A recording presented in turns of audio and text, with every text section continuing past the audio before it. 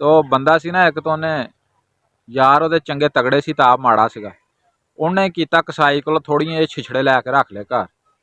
ਉਹ ਜੋ ਘਰ ਲੈ ਕੇ ਰੱਖ ਲਏ ਤੇ ਬਾਹਰ ਉਹਨੇ ਨਿਕਲਣਾ ਕਾਟਨ ਪਾ ਕੇ ਰੱਖਣੀ ਤਾਂ ਇੱਥੇ ਥੋੜੀ ਬੋਟੀ ਡਾ ਕੇ ਤਾਂ ਆਏ ਨਹੀਂ ਮੁੱਛਾਂ ਨਾਲ ਬੋਟੀ ਬਾਟੀ ਲਾ ਕੇ ਤਾਂ ਬਾਹਰ ਨਿਕਲਣਾ।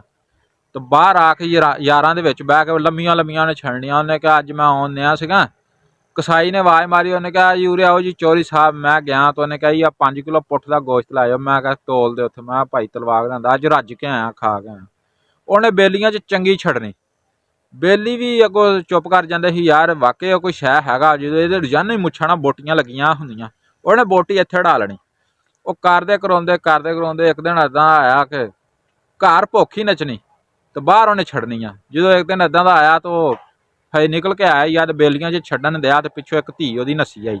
ਉਹਨੇ ਕਿਹਾ ਅੱਬੂ ਜੀ ਗੱਲ ਸੁਣੀਓ। ਉਹਨੇ ਕਿਹਾ ਹਾਂ ਪੁੱਤ। ਉਹਨੇ ਕਿਹਾ ਜਿਹੜੇ ਤੁਸੀਂ ਛਿਛੜਿਆਂ ਮੁੱਛਾਂ ਨੂੰ ਛਿਛੜੇ ਲਾ ਕੇ ਆਉਂਦੇ ਸੀ ਅੱਜ ਬਿੱਲੀ ਖਾ ਗਈ।